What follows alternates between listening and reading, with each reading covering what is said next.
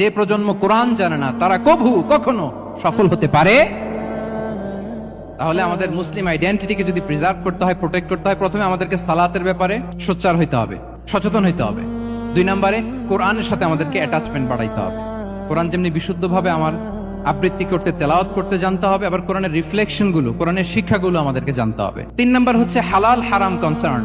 হালাল যদি আপনি মেনটেন না করেন, আপনার কোনো মুসলিম আইডেন্টিটি নাই। আল্লাহ বলছেন কুলু মিম্মা ফিল আরদি হালালান তাইয়্যিবা, এই জমিনে যেগুলোকে আমি হালাল করেছি এগুলো তোমরা কনজিউম করো। সম্মানিত শুধু খেয়াল রাখবেন, হালালের ভেতরেই বরকত আছে, হারামে কোনো বরকত নেই। হারামে আছে সাময়িক উত্তেজনা আর উন্মাদনা, কিন্তু হালাল এর ভেতরে আল্লাহ তাআলা বারাকা ঢুকিয়ে দিয়েছেন।